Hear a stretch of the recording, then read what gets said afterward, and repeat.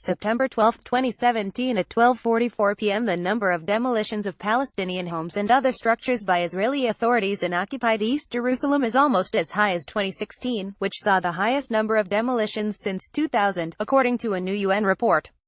East Jerusalem settlements. Recent developments in East Jerusalem highlight the coercive environment affecting many Palestinian residents of the city, the UN OCHA monthly bulletin states, citing evictions and planned evictions in neighborhoods like Sheikh Jarrah. At least 260 Palestinians living in 24 residential buildings in the area are under threat of eviction in cases brought against them by Israeli settler organizations, the general custodian and/or Israeli individuals. UN OCHA notes that, whether by demolition or eviction, displacement generates substantial humanitarian needs, it deprives people of their homes, disrupts their livelihoods and access to services, and often has a devastating psychosocial impact, particularly among children.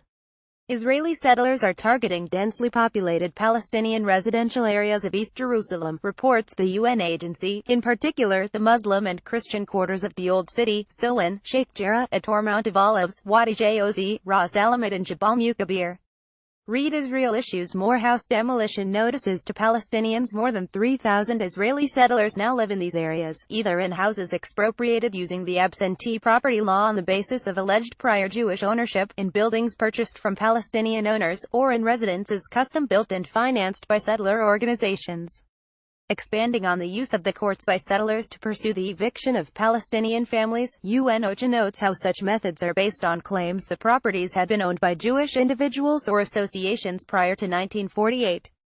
Demolitions and evictions in East Jerusalem. A 1970 Israeli law acknowledges such claims despite the fact that Jews who lost their properties during 1948 received compensation and alternative housing, primarily in neighborhoods previously inhabited by Palestinians, UN OCHA states. The law does not permit Palestinians who owned land or property in areas before 1948 that are now part of the State of Israel and were declared absentees to regain their former possessions.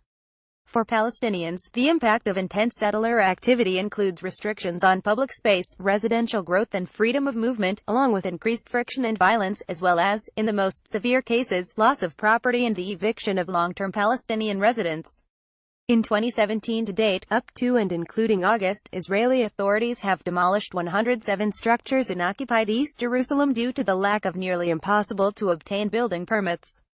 The demolitions have resulted in the displacement of 179 people, including 107 children.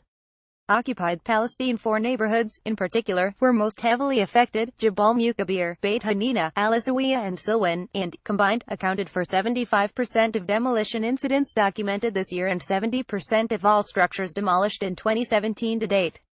The average number of people displaced in 2017 as a result of demolitions in East Jerusalem has slightly increased compared with the monthly average in 2016, 22.3 versus 21.2.